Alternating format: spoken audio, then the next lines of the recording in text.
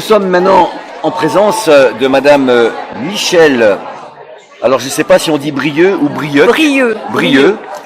Voilà, qui va nous parler de son livre et déjà nous en donner le titre et le sous-titre, ainsi que nous montrer la première de couverture si elle le veut bien.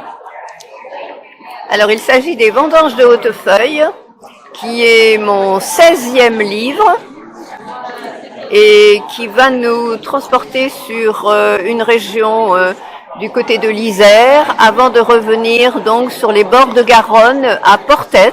L'Isère, Garonne, d'accord. Dans le vignoble. Donc ce sont deux femmes, la mère et la fille, qui vont vivre des turbulences au sein de leur vie familiale et par un heureux hasard que le destin va enfin mettre sur la route de ces deux femmes abandonnées, la possibilité de revenir dans leur terroir et d'y mener une autre vie que celle qui était la leur jusqu'alors.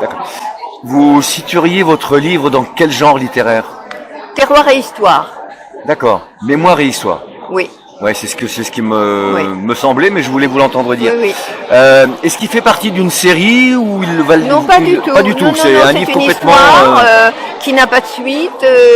Non, c'est juste un roman. Ressenti personnel. Voilà, il fallait que exactement. Ça sorte. Mais je ne fais pas de saga ou de suite, Okay. tome 1, tome 2, etc.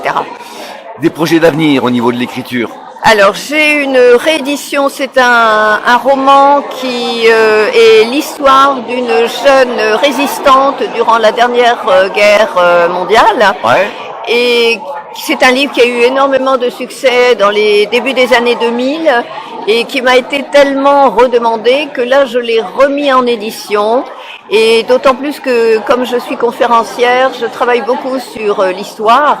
Et à chaque fois, on me demande ce livre. Mais nous avons une vedette en présence, alors non, si je comprends bien. Conférencière. Ah oui, ça j'aime beaucoup. Ah bah si, écoutez, conférencière et réédition, il y a déjà une certaine forme de reconnaissance du public. Oui.